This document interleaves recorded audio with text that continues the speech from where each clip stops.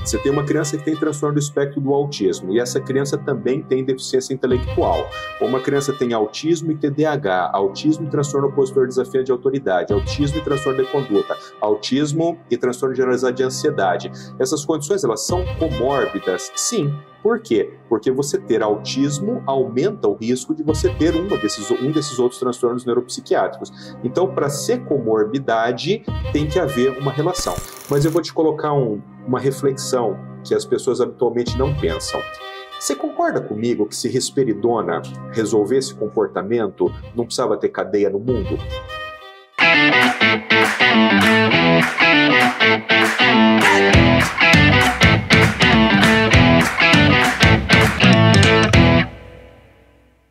Olá pessoal, estamos aqui para gravar mais um episódio do Formare Talks e hoje eu tenho a honra de receber o Dr. Paulo Oliveira Alesso, ele que é médico, fez residência em pediatria, em neuropediatria, formado, pós-graduado em neurofisiologia, em análise do comportamento, mestrado em neurociências e doutorado em distúrbios da comunicação humana. Ele é diretor científico do IEPS e do Instituto de Neurociência Sem Fronteiras. Paulo, esse médico maravilhoso, não só pelo currículo, mas como pessoa, como amigo também. É um prazer te receber aqui. Prazer muito obrigada. É meu, eu que agradeço pelo convite. Nós vamos ter um momento aqui de muita troca de informação. Já começo te agradecendo pelo convite. Conheci hoje aqui o teu espaço, tua clínica. É lindo, fiquei impressionado com a estrutura que você tem. Obrigada, Paulo. Obrigada por você ter vindo de tão longe e ter disponibilizado aí seu tempo, que eu sei que a sua agenda é super corrida. Obrigada mesmo. É uma honra ter você aqui, mas de verdade. Mas para os amigos a agenda é sempre aberta. Obrigada, Paulo, obrigada mesmo. Bom, vamos lá, vamos compartilhar um pouco aí do seu conhecimento e hoje o tema é comorbidades no transtorno do espectro autista. Vamos falar um pouquinho, esse tema é um tema cabeludo, né? É um tema que o pessoal gosta de saber e ao mesmo tempo é um tema que tem várias nuances, né? Principalmente quando a gente fala sobre interações medicamentosas, como se dá isso, como se chega nesse diagnóstico, né, Paulo, antes de tudo. Então, vamos começar do começo. Queria que você explicasse um pouquinho o que são as comorbidades. Perfeito. Tem um começo que eu acho que ainda vai antes desse começo. Então, bora lá. Eu acho que a questão de comorbidades, Marina, nós estamos passando aqui no Brasil, por um momento de uma curva de aprendizado do transtorno do espectro do autismo e dos outros transtornos também, né? Mas no transtorno do espectro do autismo, houve um momento, talvez alguma coisa 7, 10 anos atrás, em que todo mundo estudou demais o transtorno do espectro do autismo. E hoje já é muito claro, principalmente para quem lida com isso, né, na parte da educação, da saúde e tal, como é feito esse diagnóstico. E aí as pessoas, na tal da curva de aprendizagem, começaram a compreender que a gente precisava dar um passo além. Ou seja, não adiantava a gente tratar, a gente conseguir intervir de uma forma adequada no transtorno do espectro do autismo, porque havia uma série de outros transtornos que vinham junto com o transtorno do espectro do autismo, que em alguma medida, às vezes, trazem mais prejuízo do que o próprio transtorno do espectro do autismo. Sim. E foi nesse contexto que há uns 7 anos atrás, mais ou menos, eu comecei a me dedicar ao estudo das comorbidades. Então, hoje, a minha pesquisa, basicamente, ela visa entender como que o autismo ele se relaciona com outras condições, as mais diversas condições, né? E aí, voltando para o teu começo, a questão da comorbidade, quando a gente usa na medicina o termo comorbidade, a gente está dizendo duas síndromes, dois transtornos, duas condições, duas doenças que acontecem no mesmo indivíduo, mas elas têm que ter uma natureza etiológica comum, tem que ter uma causa comum. Vou dar um exemplo, que o exemplo fica fácil. Certo. Imagina que um sujeito, por exemplo, está tratando uma pneumonia. Então, uma criança está tratando pneumonia em casa com antibiótico. Então, ela tem uma doença infecciosa que se chama pneumonia. Aí essa criança está andando dentro de casa, ela cai e quebra a perna. Ela tem uma outra doença agora que é perna quebrada. Ela teve uma fratura ali no fêmur, por exemplo. A gente pode dizer que pneumonia é comórbido a perna quebrada? Não. Por quê? Porque uma coisa tem nada a ver com a outra. Então, o fato de você ter pneumonia não aumenta a chance de você ter perna quebrada, e o fato de você ter perna quebrada não aumenta a chance de você ter pneumonia. Então, embora sejam duas doenças, elas não têm uma natureza comum. Então, nós não chamamos isso de comorbidade. Agora, Vamos pensar na nossa área. Você tem uma criança que tem transtorno do espectro do autismo e essa criança também tem deficiência intelectual. Ou uma criança tem autismo e TDAH, autismo e transtorno opositor desafiante de autoridade, autismo e transtorno de conduta, autismo e transtorno generalizado de ansiedade. Essas condições, elas são comórbidas? Sim. Por quê? Porque você ter autismo aumenta o risco de você ter um desses outros transtornos neuropsiquiátricos. Então, para ser comorbidade, tem que haver uma relação. Tem que tomar um pouco de cuidado, Linda, com uma coisa que a gente chama de correlação espúria, porque existem algumas coisas que parecem ter uma correlação, mas na verdade elas não têm. Por exemplo, alguém poderia dizer assim, existe uma correlação entre chuva e perna quebrada. Sim. Existe uma correlação entre chuva e perna quebrada.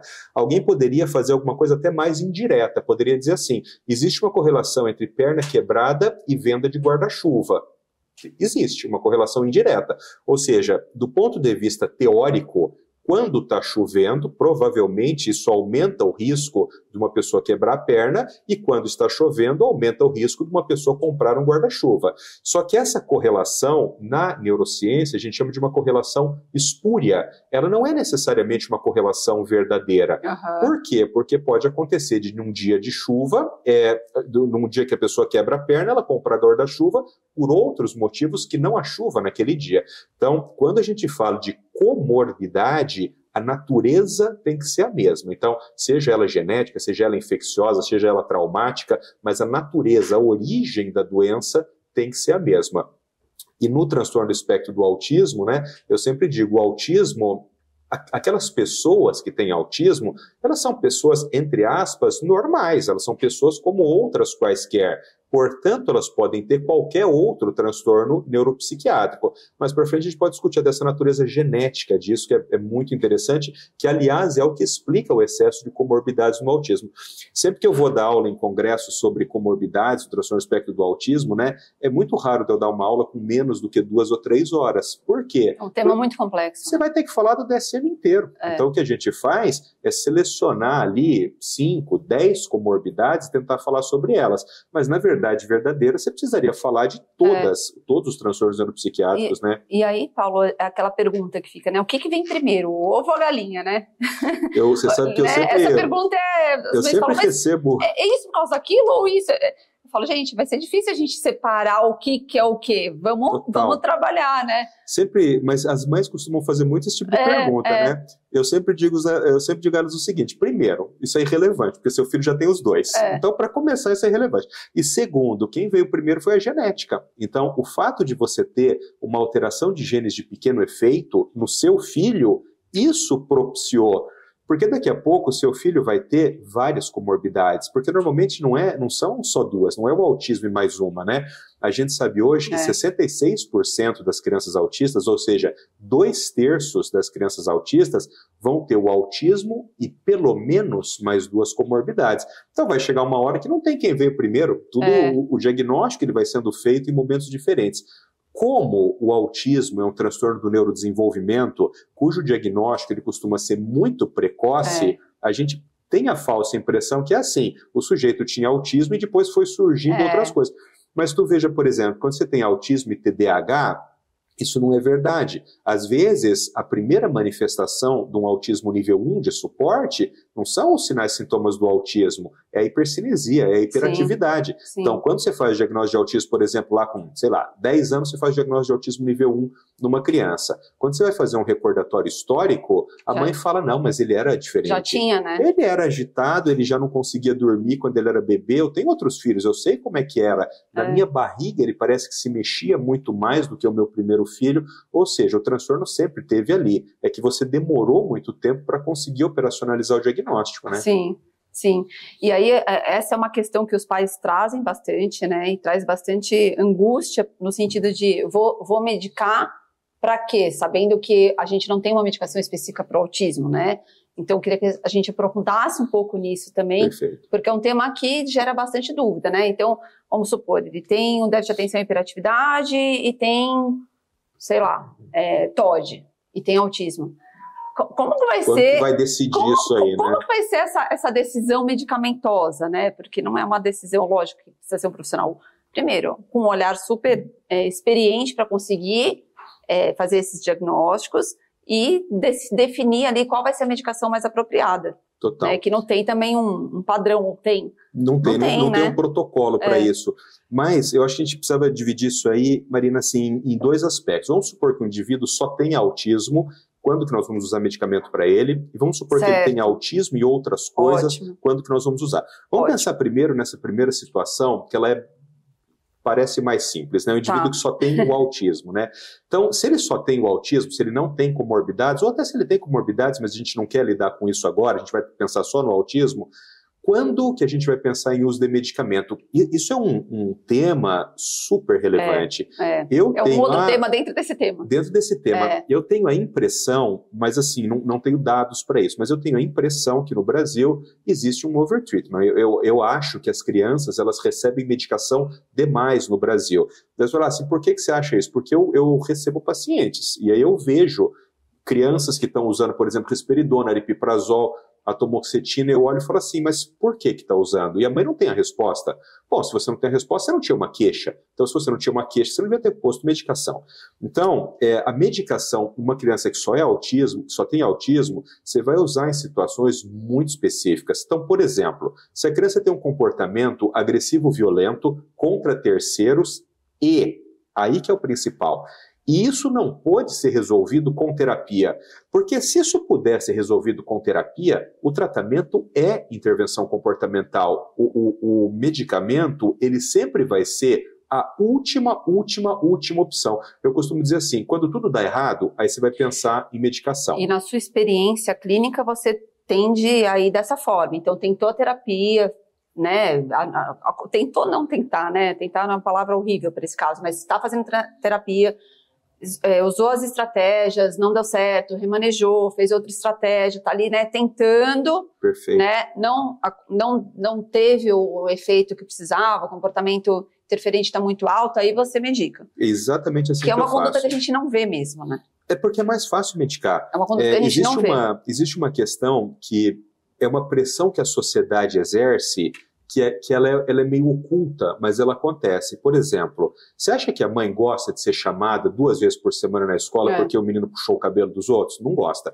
Mas daí a mãe está sendo chamada. E aí a mãe chega para mim e fala assim, doutor Paulo, não dá, porque 2, 3 vezes por semana a escola está me chamando porque o neném puxa o cabelo dos amigos. A minha pergunta é sempre a seguinte, eu não quero saber de puxar o cabelo, porque puxar o cabelo é quando tudo deu errado. Quando alguém bateu em alguém, é porque deu errado. Eu quero saber o seguinte, eu quero saber primeiro, o que levou a criança a puxar o cabelo? Isso não justifica, mas você vai entender. Só tentando entender a contingência, né? Lógico, mas que não é o que acontece, né? Mas por isso que eu te digo que as crianças são super medicadas, porque daí você fala assim, mas qual que é o gatilho? O que levou a puxar o cabelo? Né? Aí a mãe fala, não, isso eu não sei. Daí eu falo, muito bem. E o que aconteceu quando puxou o cabelo? Daí a mãe sabe, ela fala assim, a prof falou assim pra tutora, falou assim, ó, pega esse neném e leva lá pro parque, ele tá nervoso. Aí se puxar o cabelo puder ir embora pra casa, eu vou puxar o cabelo da minha secretária. Você puxa o cabelo da Patrícia, você pode ir embora pra tua casa. Ou seja, muitas vezes o comportamento eu tô falando da escola, mas pode ser em casa, em qualquer situação. A contingência mesmo, né? Ela é reforçadora. E aí, ou seja, a criança está sendo estimulada a puxar o cabelo, porque cada vez que ela puxa, ela pode ir para a biblioteca. Criança autista adora ficar na biblioteca. Criança autista adora ir para a sala da diretora. Por quê? Porque você tira todos os estímulos sensoriais. E fica com uma super atenção ali, né? Só para ela. Então, por isso que eu te digo assim, antes de você resolver a tal da contingência, ou seja, entender gatilho, essa coisa errada toda, o certo seria não usar medicação. Claro, Marina, que eu também não vivo no país de Alice. Eu entendo que isso não é fácil. Mas eu vou te colocar uma reflexão que as pessoas habitualmente não pensam. Você concorda comigo que se risperidona resolvesse comportamento, não precisava ter cadeia no mundo? Ué, o cara bateu na esposa da risperidona, ele fica bonzinho. O cara assaltou um banco da risperidona, ele fica bonzinho, acontece isso? Não. Portanto, remédio não muda comportamento. Daí você vai falar assim, mas Paulo, por que o FDA então liberou risperidona e aripiprazol para crianças com autismo, com comportamento violento e autoflagelatório?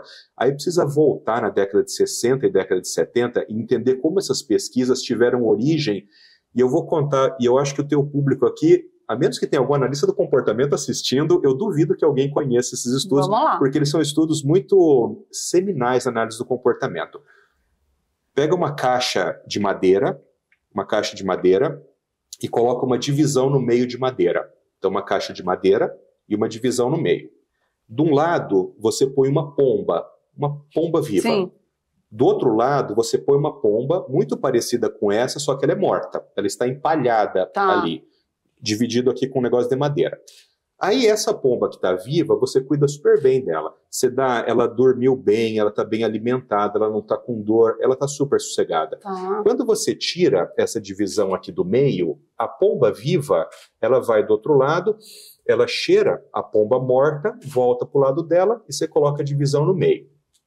Aí você pega essa pomba aqui e você começa a dar choque nela, você tira a comida dela, você não deixa ela dormir, você não dá água para ela. Ou seja, você leva o estresse emocional dela lá em cima. Quando você tira a tábua do meio, sabe o que ela faz com a outra pomba? Ela mói a outra pomba de bicada. Aí você diz, não, mas peraí, o que uma coisa tem a ver? O que a outra pomba, que está morta lá no canto dela, o que ela tem a ver com o problema que você estava sendo judiado aqui? Não tem nada a ver. Mas, na análise do comportamento, a gente chama isso de valor do reforço. Quando você tem um nível de estresse emocional enorme, fica mais reforçador bater no outro. Tu entendeste? Aí eu vou colocar na vida real, e você vai ver como a gente sabe disso, mas a gente não pensa. Você é casada. Imagina que teu marido te trata super bem, você tem uma vida legal, o cara é um cara respeitador, cuida dos seus filhos, ele é um homem decente. Você tem vontade de chegar em casa e dar um tapa na cara dele? Não. Por quê? Porque não vai ser reforçador. Tá tudo bem. O cara é cuidador da família, o cara é um cara direito com você, não tá judiando das crianças, coisa e tal. Agora, o cara te dá uma sacaneada no final de semana. Você não quer dar um tapa na cara dele? Sim. Mudou o valor do reforço. Agora, ir lá e dar um tapa na cara dele ficou mais reforçador. Então você entende, Linda, que quando você dá risperidona, quando você dá aripiprazol para uma criança que está batendo nos outros ou que está se autoflagelando, o que nós estamos tentando fazer? Nós estamos tentando mudar o valor do reforço. Ou seja, nós só estamos tentando sinalizar o seguinte, vai ficar menos gostoso bater no outro. Vai ficar menos gostoso ir lá e puxar o cabelo do coleguinha. Agora, se junto com a risperidona, se junto com a aripiprazol, com a olanzapina, com a quetiapina, você não criar um programa de ensino, um programa de intervenção comportamental, duas coisas. Primeiro, ou ele vai continuar batendo no amiguinho, ou, o que é pior, que é o que mais acontece, né? Você vai ter que usar remédio o resto da vida. Por quê? Porque esse medicamento vai ter um efeito cosmético. O que é um efeito cosmético? Você pega uma pessoa que é feia, aí ela passa um cosmético, aí ela fica bonita, mas ela é bonita? Ela é feia. Na hora que ela tirar o cosmético, ela fica feia. Então, quando a gente fala que o medicamento tem efeito cosmético, é isso. Enquanto aquele indivíduo está sob efeito da medicação, vai ter um efeito medicamentoso. Mas quando você tirar, ela volta a bater nos amigos. Por isso que o uso de medicação em crianças com DI, deficiência intelectual, ou com autismo, ou com síndrome de Down, ou com qualquer coisa, todas as vezes que você decidir por iniciar com um medicamento que seja modulador de comportamento, obrigatoriamente essa criança tem que estar em intervenção comportamental. Por que eu digo isso? Porque começar com remédio é fácil. O cara vai lá no médico, pega... o desmame, eu sempre falo isso para meus alunos. O problema é tirar o remédio, fácil é colocar. É que nem remédio de emagrecer, né? Total. Todo mundo começa. Agora, na hora que você tira... Né? Ele tem um efeito cosmético. Você sabe, Paulo, que é muito interessante você dar essa explanação, porque aqui a gente acaba tendo contato com médicos muito renomados, médicos que estão muito na área, que são pesquisadores, então tem esse nível de conhecimento, né? Então aqui, as nossas famílias, eu falo que são privilegiadas, porque quando a gente muda a medicação, os médicos marcam reunião com a gente, quando eles mudam a medicação, marcam reunião com a gente, querem os dados, pedem os gráficos, quer dizer, é feita uma análise ali para que essa medicação seja alterada. E para a gente é muito confortante, né? Saber que as crianças estão sendo cuidadas dessa forma tão particular e tão humanizada, sobretudo, né? Porque é uma responsabilidade muito grande do médico e nossa atribuir toda a medicação, né? E o que em termos comportamentais a gente está fazendo, né? Qual que é o nosso papel ali nos programas, em orientar a escola, em fazer isso acontecer no dia a dia, fazer isso acontecer quando a queixa é ir na casa da avó, a queixa é ir na padaria e não ter problema de comportamento. Isso acontecer, o remédio ele não vai dar conta disso, se não tiver uma terapia. Né? E tem uma outra coisa também, Marina, que eu sempre digo, duas coisas. Primeiro, isso que você vê aqui no Brasil, da galera usando dose muito baixa de medicamento, isso é efeito placebo. Esses medicamentos, se eles não tiverem numa dose adequada, eles não têm efeito. Então, às vezes a mãe está incomodando o médico fala assim, não, nós vamos colocar aqui, coloca 5 gotas de risperidona. Tá, só que 5 gotas de risperidona não vai servir, não vai fazer nada disso aí, né? Mas como existe o efeito placebo, e não é que a mãe queira se enganar, o nome disso é efeito placebo, ela vai voltar daqui a 3, 4 meses e falar assim, não, doutor, eu acho que ela tá um pouco melhor, viu? Ela tá batendo menos, ela batia todo dia, agora só bate 3 vezes por semana, coisa e tal. Ou seja, você não está tratando de verdade. Então, quando você vai usar esses medicamentos, você tem que dizer para a mãe o seguinte, ó, se nós vamos colocar remédio, nós vamos tratar de verdade. Se nós vamos tratar de verdade, nós vamos colocar uma dose adequada. E a mãe fala, mas doutor, por que o senhor está falando isso? Assim, porque vai ter efeito colateral. Vai ter efeito colateral. Então, risperidona. Quem aqui não tem filho com risperidona que ganhou peso? O principal efeito da risperidona é o ganho de peso. Aumenta a prolactina, né? Faz ginecomastia, o peito do neném começa a crescer. Eu já vi, hoje isso é mais controlado, mas há muitos anos atrás, Marina, a gente não sabia que risperidona tinha uma alteração do eixo endócrino. Então, a gente ficava dando risperidona, os meninos começavam a crescer o peito e soltar leite. Daí e aí você não sabia direito o que estava acontecendo, quando você ia ver a risperidona, que tinha aumentado a prolactina. A prolactina, isso é uma coisa curiosa. Uma vez eu estava num congresso, eu ouvi um médico falando, sabe quando alguém fala uma coisa, aí você fica olhando assim para a pessoa, você fala, será que é brincadeira? Será que ele vai rir, mas ele não ri? E daí você fica tenso, porque era sério. O cara falou assim, ó... Você que não entendeu a piada. Aí ele falou assim, esse negócio de exame de controle de risperidona, aripiprazol, eu não peço. Eu não peço porque vai que vem alterado. Eu falo, porra, é que nem você não fazer colonoscopia porque você não quer ver que você tem câncer de reto. Vai vir alterado. É esperado que venha alterado. A surpresa seria... Se normal. E aí, menina, a prolactina é um hormônio que muito frequentemente ele é aumentado quando você faz uso de risperidona. A prolactina é aquele hormônio...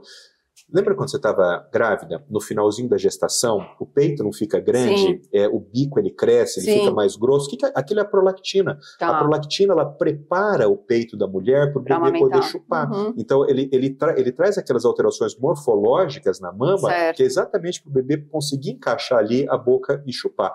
Então, a risperidona, sabidamente, aumenta a prolactina. Dentro de alguns níveis, isso não tem problema absolutamente nenhum. Mas é uma coisa que, pelo menos a cada 12 meses, você tem que monitorar. Por quê? Porque olha a armadilha. A maior parte das crianças que usam risperidona ganham peso. Quando a criança começa a ganhar peso, nós estamos falando de criança pequenininha. O que acontece com o peito? Vai crescendo, porque vai acumulando gordura no peito. E às vezes o médico fala assim, não, é porque ele está gordinho, está ficando com o peito maior, coisa e tal. Só que não. Ele está ficando com o peito maior porque ele está com ginecomastia, porque aumentou a prolactina.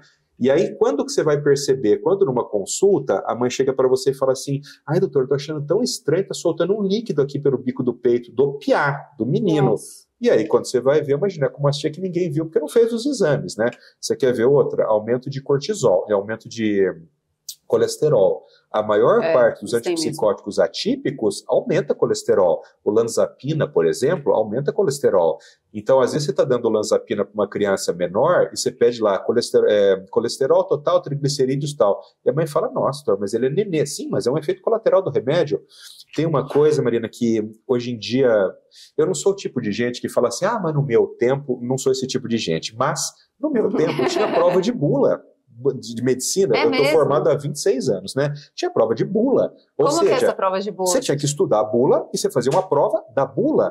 Hoje em dia, você pega, por exemplo... Isso. Não sabia nem que existia isso. Hoje em dia não tem. Hoje em dia, menina, você pega... A pessoa sabe para que usa risperidona, para que usa aripiprazol, mas daí você pega a bula e fala assim, não, mas vamos entender aqui, qual que é o mecanismo de ação? Como que a risperidona age no cérebro? Daí o médico fala assim, não, isso eu não sei. Daí você fala assim, então me dá 10 efeitos colaterais da risperidona.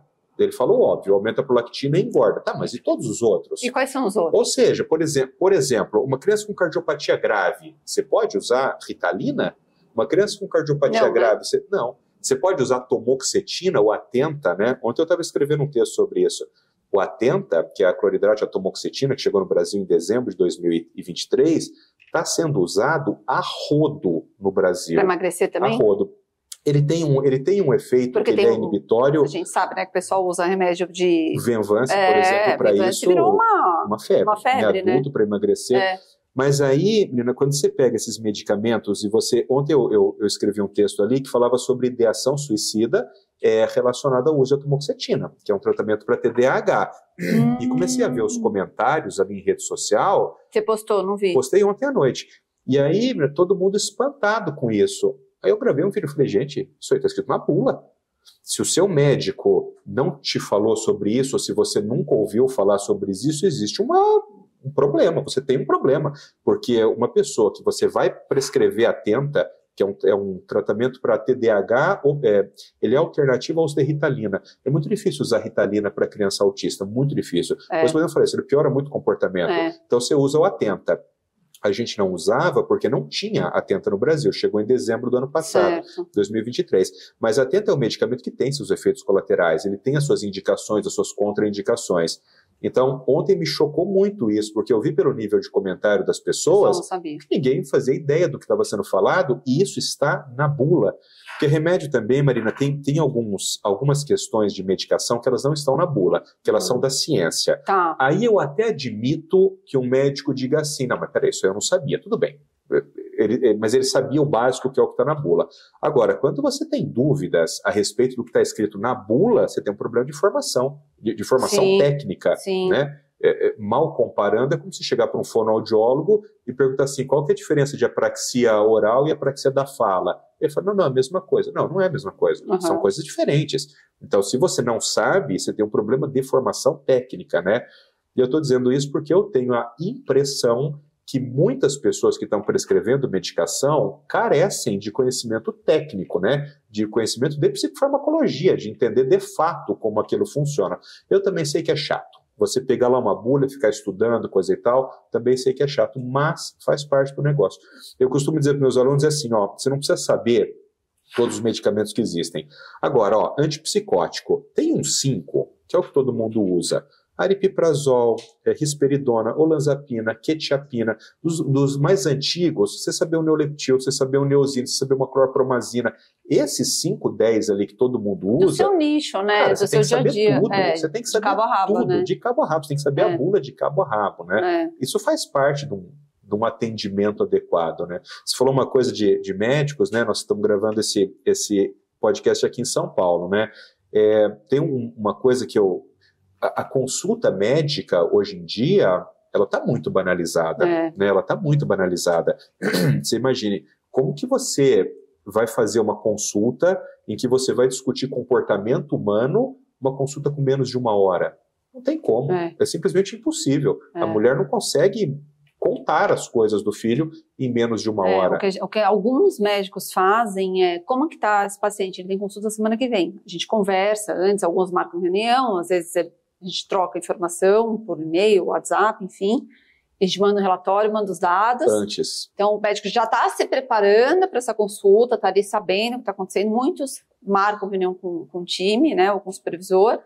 E aí, na hora da consulta, claro, ouve a mãe, que eu acho super importante, né? Eu falo que quem mais conhecem as crianças são as mães, né? Os pais me desculpem, mas assim, né? No geral, eu digo, lógico, né? A gente tem várias famílias que os pais que tocam aí o dia a dia, mas eu digo a família, né? A família, o núcleo conhece muito a criança, sabe? Pode não saber, não deve saber questões técnicas, mas sabe como essa criança funciona. Mas você sabe que você falou uma coisa tão importante. Às vezes, como eu me formei em análise de comportamento, né? Eu gosto de pegar os gráficos e ver de verdade ali, mas assim, de verdade mesmo, né? Então o pessoal manda alguns dias antes, tá assim, o que aconteceu, né? Para entender, né? Depois que eu entendi aquilo lá, e o gráfico ele é matemático, ele não deixa dúvida ali, né? E aí uma coisa que eu sempre na consulta, eu sempre começo a consulta dizendo assim, falo assim, ó, já tô sabendo tudo, já recebi aqui, coisa e tal. O que nós vamos fazer com isso? Nós vamos guardar. Porque nesse momento, o que a gente vai querer saber? Eu quero saber o que você está achando do seu filho. Porque quem vai criar a criança não é o psico, o fono, não sou eu, é a mãe. Então, às vezes, você lê um relatório e você fala, puta, mas não tá bom isso aqui, né? Não sei o que lá. Aí a mãe chega com a boca aqui e fala, doutor Paulo, meu filho nunca teve tão bem. Faz 6 meses que a escola não me chama para reclamar. Olha o boletim dele que eu trouxe aqui. Porra, aí você olha aquilo, o que tem mais valor? A percepção social. É isso. Então, se a família, se a comunidade está contente com aquele comportamento, nós não temos um problema. O que é socialmente relevante, né? Porque a gente, a premissa da aba, né? Eu ia usar esse termo, eu ia usar exatamente esse termo. A análise do comportamento trata de comportamentos que são relevantes. Então, às vezes, o que foi avaliado numa contingência muito formal, dentro de uma clínica, coisa e tal, às vezes não é o que é importante para aquela família. Eu falo muito isso nos treinamentos. A gente tem aqui mais de 5 horas de treinamento semanal com um time de supervisão. Isso é multiplicado, né? Elas também multiplicam. E a gente sempre fala isso, gente, o que faz sentido para essa família? Tá, tem um protocolo de avaliação, mas o que é importante ali para essa família? A independência de banho, isso não está no protocolo para a idade dele. Vamos olhar para isso. A gente precisa olhar para isso, porque senão não faz sentido a intervenção. Né? Então, ter esse olhar, eu acho que a gente, por ser dessa área, é uma premissa, né? E são as famílias que ficam insatisfeitas, porque a família não quer saber do papel, ela quer saber da criança que ela está levando para casa. Eu falo para eles isso. Então, não resolve. Gente, sejam menos técnicos, porque, assim, no fundo, a mãe quer que o menino, né, tenha menos problema de comportamento, quer que ele saia bem da clínica, quer ver se ele está limpo, se ele está alimentado. Quer saber da segurança. Quer saber da segurança dele, quer saber o que ele está conseguindo, se ele está conseguindo entrar no banheiro sozinho. Total. Você sabe que isso, Marina, é uma coisa que eu bato muito nas famílias, assim, nessa questão de segurança, né?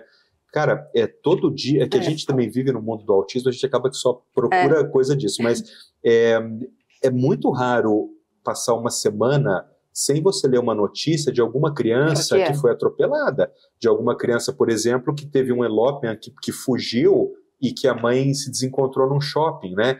E tem muitas clínicas que não trabalham com protocolos de segurança. Então, eu sempre dou um exemplo para as famílias que é para mostrar para eles como é importante. Eu posso pegar na sua mão? Claro. Eu faço assim para a mãe, falo assim, olha, dá a mão para o seu filho, como que você atravessa uma rua? A mãe faz assim, né? Puxa a sua mão. Ou seja, nunca é assim, ó. Puxa sua mão agora. Não tem como. Sim. Você vê que isso é uma coisa tão básica, mas que é a diferença entre uma criança fugir e morrer atropelada. Agora, se ninguém chegar... Assim, né? Cara, são coisas do dia a dia, mas que se ninguém chegar e falar... que depois que eu falo pra mãe, ela fala assim, nossa, óbvio, né? Fala assim, óbvio, mas tu não fazia. Então, criança, essas crianças estão sempre com a mão suada. Você tá segurando verdade, assim, eles estão sempre com a mão suada, é verdade. Aqui, ó, é impossível você segurar. Uma vez que você segura na articulação, a chance, só se você abrir a mão. Mas se você estiver segurando no pulso do nenê, ele nunca vai fugir. E eu falo muito para as mães, assim, quando você estiver com ele, tenta colocar uma mochilinha leve, né? Não tá de salto, assim, tá pronta, tá atenta ali. Combate, né? Alerta, né? Tá pronta pro combate. Mas gente, a gente é pai, a gente também, quando nossos filhos eram pequenos, você tava pronto pra guerra, né? Tem uma coisa que eu gosto muito de discutir isso em aula, né? Que é a questão de se colocar em situações de risco, né? Então, veja, vou dar um exemplo. Uma pessoa trabalhou o mês inteiro e ganhou o salário. Aí vamos dizer que pagaram em dinheiro para ela. Aí agora ela está com R$2.000 em um bolo aqui na mão de notas de 100. Aí eu pergunto assim para ela, você acha, linda, que é uma boa ideia você sair com R$2.000 em nota de 100 aqui na rua, na Avenida Paulista, andando? Ela vai falar assim, lógico que não. Eu falo, mas por que não? Ela fala assim, porque vão me roubar, vão me assaltar, eu acho, vão me furtar, sei lá. Mas perceba, como que essa pessoa pensou nisso? Ela tem uma coisa que se chama tomada de perspectiva, que o autista não tem. Sim. O que é tomada de perspectiva? Que muitos autistas não têm. Tomada de perspectiva é o que os cognitivistas chamam de teoria da mente, né? É eu me colocar no lugar do outro e imaginar o que o outro vai fazer. Então, a pessoa que achou que não é uma boa ideia sair com R$2.000 na Avenida Paulista aqui na mão assim, o que ela fez? Ela se colocou no lugar de um assaltante e falou assim, pô, esse assaltante vai vir, vai pegar meu dinheiro? Então é melhor eu não fazer isso. Agora imagine que você não tenha tomada de perspectiva. Eu falo assim, será que é uma boa ideia sair com R$2.000? Ela fala assim, eu acho que é, né? Eu falo assim, mas e se alguém te assaltar? Daí a pessoa fala assim, como assaltar? Assaltar é errado. Não pode pegar o que não é seu. Ou seja, o que falta para aquele ser? Tomada de perspectiva. Então, quando você não tem tomada... E a regra pela regra, né? De seguir aquilo, menina. Então, quando você não tem tomada de perspectiva, isso faz com que você se coloque em situações de risco, que são situações absurdas. Por exemplo, uma criança de 5 anos. Uma criança de 5 anos, criança típica, ela não vai soltar a mão da mãe e sair correndo na rua, porque ela vai pensar assim, meu Deus, mas eu vou me perder. Como que minha mãe vai me achar? Como que eu volto para minha casa? Uma criança que não tenha o julgamento crítico a respeito do risco, ela vai dizer assim, não, eu quero entrar naquela loja de brinquedo que está lá, e o que eu vou fazer? Eu vou para lá para resolver o meu problema. Todo o resto do julgamento crítico, ela não teve. Sim. A causa do enlopement, né? Enlopement é uma palavra que mal traduzida significaria fuga, tal.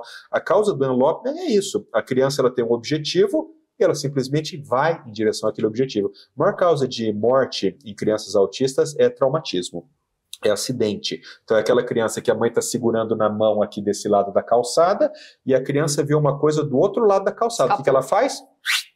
A maior causa de... É morte por acidente. Paulo, isso é super importante, você está tocando nesse assunto. Eu fico super, assim, preocupada. Você viu todo o esquema que a gente tem de segurança aqui, né? E para a mãe acaba sendo, não estou julgando, tá? Mas acaba sendo comum o filho toda hora tentar fugir. Então, faz parte do dia a dia dela. Vai entrando no senso comum, né? Vai entrando no senso comum.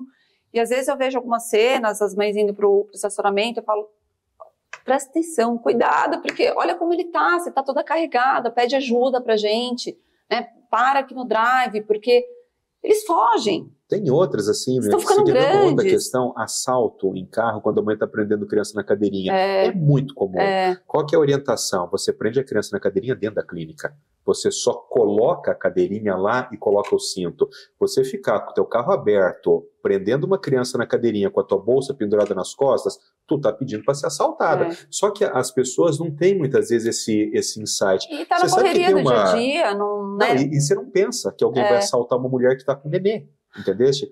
Mas eu estava esses dias assistindo uma entrevista de um cara que ele ficou preso muitos anos e ele saiu e agora ele dá dicas...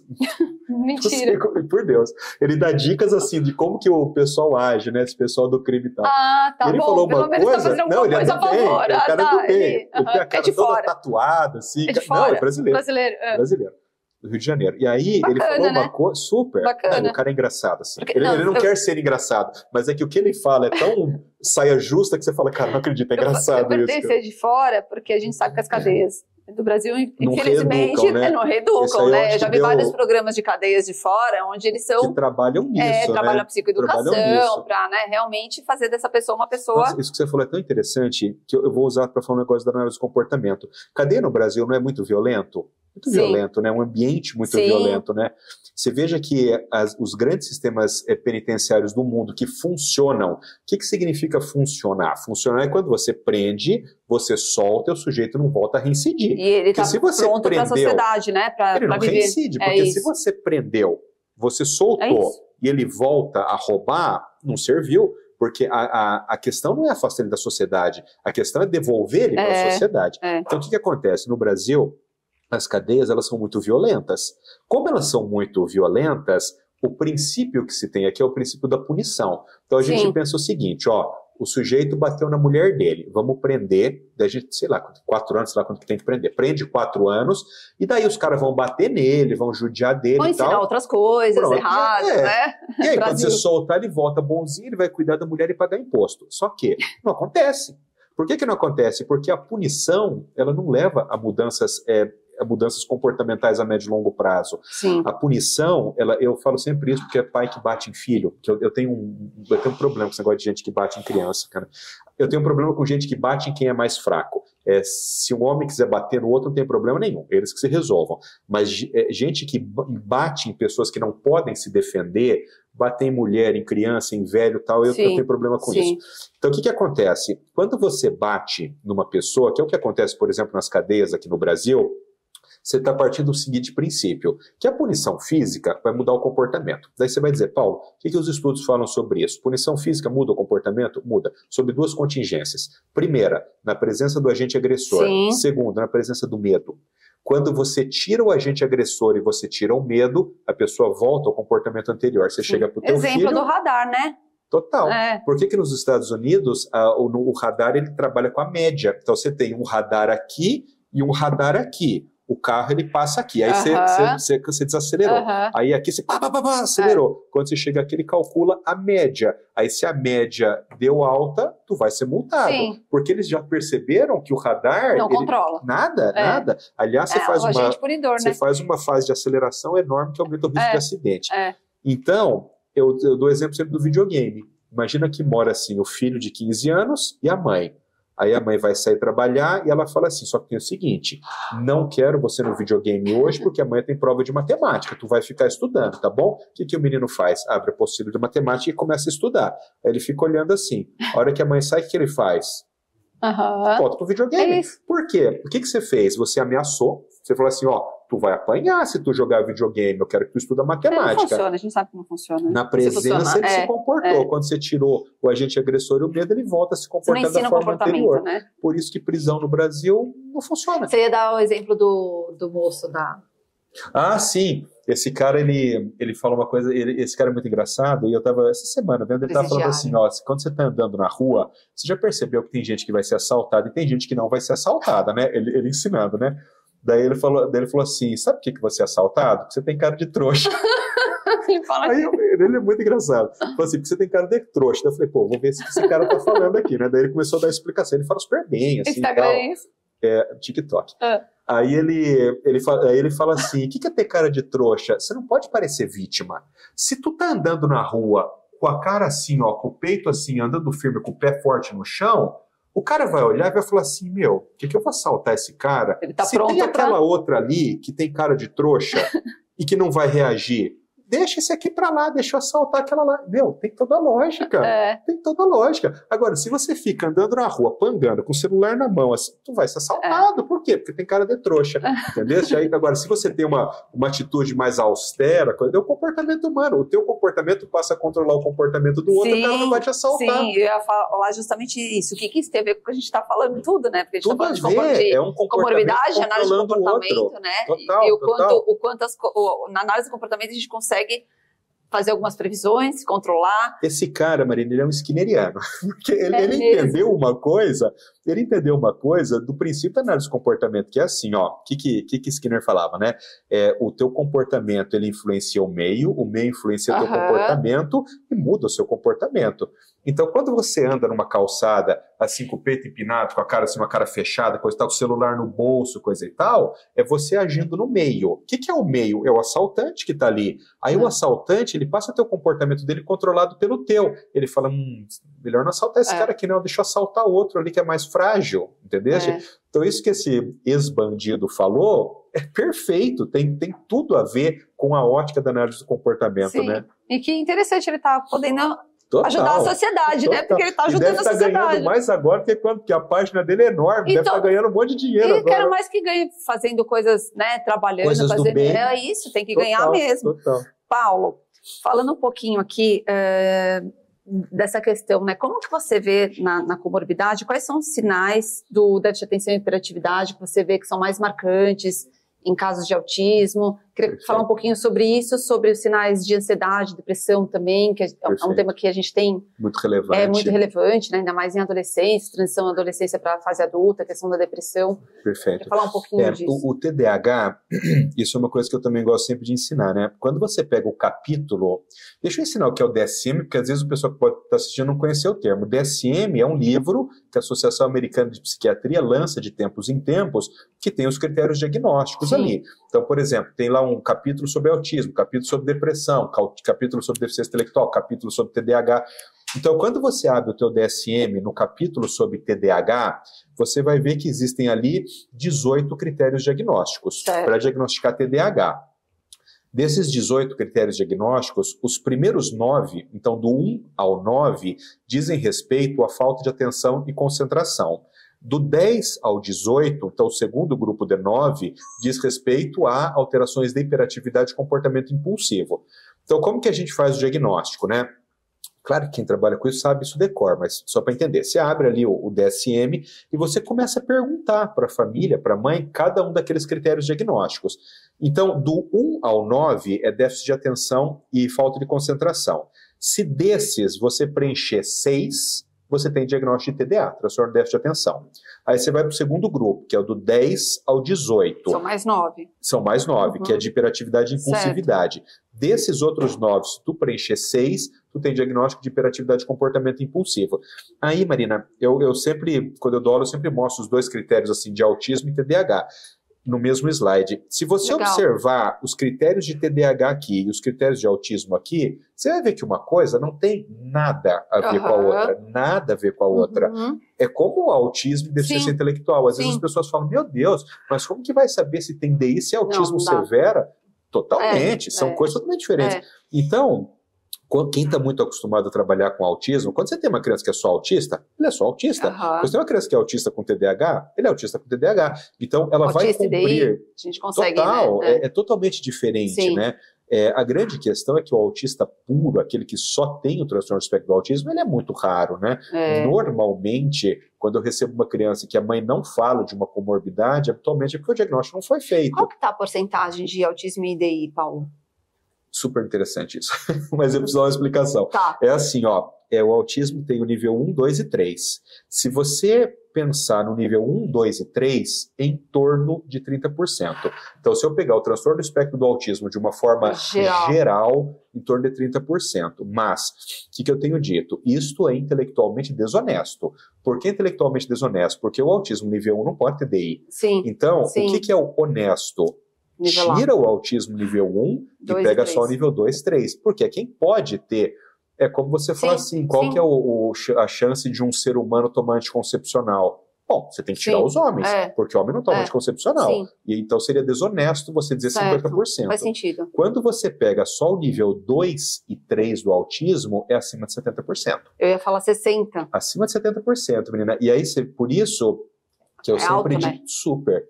A maior parte das crianças autistas tem deficiência intelectual. Por que eu digo isso? Porque você não vai ter diagnóstico de autismo nível 1 numa criança pequena, simplesmente não existe. Por quê? Porque é a questão do comprometimento da comunicação. Se você tem um nenê, por exemplo, de 3 anos, que já tem atraso de fala, ele não é nível 1, ele já passou para o nível 2.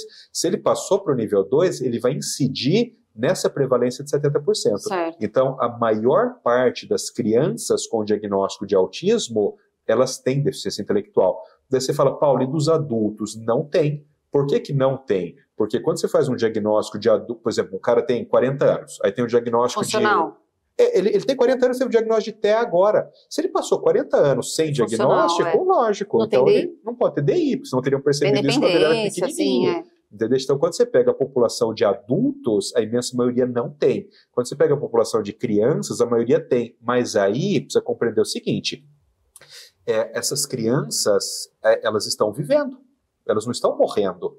Portanto, você entende que isso vai mudar com o passar dos anos? Porque essa criança hoje, com 5 anos, com autismo e com diagnóstico de DI, daqui a 40 anos ela não vai ter 45 anos, ela não continua tendo DI. Então, você entende que isso que eu estou te falando é hoje. Quando a gente vai pegando de 10 em 10 anos para frente, nós vamos chegar num momento em que isso vai estar muito equilibrado. Embora a gente sabe que as pessoas autistas vivem menos. Isso é um tema super saia justa, mas pessoas com autismo têm uma perspectiva de vida menor. E aí, essa baixa perspectiva de vida, ela incide tanto nas formas graves do autismo, como nas formas não graves do autismo, por questões diferentes. Por que crianças autistas, por exemplo, com deficiência intelectual, morrem mais? Porque são atropeladas, por exemplo, ou porque colocam uma bolinha na boca e morre asfixiada, ou porque faz uma broncoaspiração, ou porque tem uma imunodeficiência associada e morre por uma pneumonia comunitária, tal. Então, isso as crianças. E os adultos por suicídio? A taxa de suicídio e de tentativas de ideação de suicídio em autistas adultos, ela é muito alta. E isso também encurta a vida. Tem um estudo, que é um estudo enorme, que foi publicado, que mostra que no transtorno, esse número, Marina, ele é chocante. É a perspectiva de vida de 54 anos.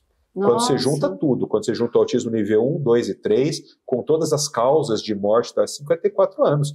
Se você pensar que a perspectiva é super baixa, se você pensar que na Europa hoje tem país com perspectiva de vida de 87, 50 e tantos anos é muito baixa. Por quê? Porque o risco de suicídio é maior, o risco de comorbidades que são ofensivas à vida é maior, tal. Vamos voltar é tanto assunto bom que vai entrando num assunto, mas esse que é o gostoso, né? A gente vai aprofundando e volta. Vai ser um podcast eterno, a gente vai ficar meses falando aqui. Vamos retomar o que você estava explicando dos critérios de diagnóstico do déficit de atenção e hiperatividade, pronto, TDAH. Do autismo, e aí a gente parou nessa página. Perfeito, né, que você estava dando o exemplo da aula e tal. Eu vou dar uma dica para o teu público, que eu acho que é uma dica super interessante. As pessoas confundem agitação psicomotora com hiperatividade. É verdade, confunde mesmo. Total. A hiperatividade é uma incapacidade de manter o repouso. Então, por exemplo, se eu olhar para o teu corpo agora, você está em repouso. Os seus músculos, eles estão parados, entendeu? Paulo, repouso, a gente pode considerar que o repouso, a criança está vendo TV, é repouso, ok? Vou dar um exemplo. Ou ela está vendo... Não é. O ponto é exatamente esse. Você ou pode ela estar no vendo celular... TV hiperativa. Então, por exemplo, vou dar um isso. exemplo prático que eu sempre falo para as mães. Você imagina assim, vamos dizer que isso aqui é meu consultório, eu estou aqui na minha mesa, você é a mãe de um nenê, e ali está um nenê de 6 anos que a gente está querendo ver se ele tem TDAH ou não. Aí eu estou aqui conversando com a mãe e tal, e o moleque está ali, ele tem TDAH. Aí ele está assim, ó. Mas ele está sentado, ele não está agitado. Estou interrompendo. Aí eu falo assim, Piá, para de bater a mão na mesa. Aí ele faz assim, ó, que ele é bonzinho. Aí ele começa a chutar alguém por baixo, assim, ó, chutar minha mesa. Daí eu deixo ele dar 4 chutes, eu falo assim, Piá, para de chutar minha mesa. Aí ele para, porque ele é bonzinho. Aí ele começa assim na cadeira, ó. Assim. Daí ele começa assim na mãe, ó. Assim, ó. Dá o celular? Pronto, você veja assim, ele não está agitado, ele está hipercinético, ele está hiperativo. O cérebro dele não consegue inibir a área primária da motricidade e ele não consegue se manter em repouso, ele fica fazendo coisinhas. Porque às vezes a mãe fala, não, mas ele fica sentado vendo TV. Eu falei, como que ele vê TV? Ele tá na cama vendo TV, tá com o celular, tá vendo TV, tá com o celular, tá falando... Isso é outra coisa muito interessante. Ele não tá parado, ele tá... Dos múltiplos estímulos, ele né? Tá super estimulado, inclusive. Total. A criança com TDAH, ela tem o meu primeiro filho teve um TDAH importante, né? Ela tem uma questão de se manter sempre estimulada. Então, aquela criança que está jogando videogame, está com fone de ouvido, ouvindo uma música, e está com o celular aberto aqui do lado, porque ele está conversando com outro amigo aqui. Ou seja, há muitos anos atrás, houve uma proposta para mudar o nome transtorno déficit de atenção. Porque déficit não é menos. Uhum. Mas o TDAH não é menos, é mais. Lógico que é mais, porque ele está prestando atenção em 3 coisas. Se eu estou assistindo um filme com a minha esposa, eu estou assim, ó. Eu só estou interessado no filme. Ou seja, a minha atenção ela fica canalizada de uma forma muito efetiva, muito eficiente, mas para uma coisa. Agora, quem tem TDAH, o cara está na televisão, está no videogame, ele está se incomodando com o barulho que está acontecendo lá fora. Se alguém espirra, ele fala saúde. Pronto, ele está fazendo um monte de coisa. Então, na verdade, ouviu que você espirrou lá dentro. Ele tem múltiplas atenções. Eu li um artigo, menina, super interessante, que é desse tema também, por isso que eu acho que vale a pena. Eles fizeram um estudo com ressonância nuclear magnética funcional. A ressonância nuclear magnética funcional é um tipo de exame que ele mostra o seguinte: quando você está fazendo determinada coisa, qual área do seu cérebro está funcionando? Por exemplo, ó, eu ponho essa caneta área frontal, aqui, enfim. Qual delas? Então eu coloco você, vamos supor que a gente fosse fazer em você. Eu coloco você dentro do equipamento de ressonância nuclear magnética funcional, ponho essa caneta aqui e falo para você assim: Marina, pega a caneta com a mão direita. Nesse momento, o exame vai mostrar que o teu lobo frontal esquerdo entrou em atividade. Certo. Porque a área motora contralateral é o que gerenciou o comportamento dessa mão. Uhum. Então, esse estudo ele mostra isso, né? Quando você está fazendo alguma coisa, qual área do cérebro está funcionando? E eles foram estudar autistas com TDAH. E o que eles queriam era o seguinte: eles fizeram ressonância nuclear magnética funcional em pessoas que só tinham autismo, sem TDAH, fizeram em pessoas que só tinham TDAH e fizeram em pessoas que tinham autismo com TDAH. E foram comparar isso aqui.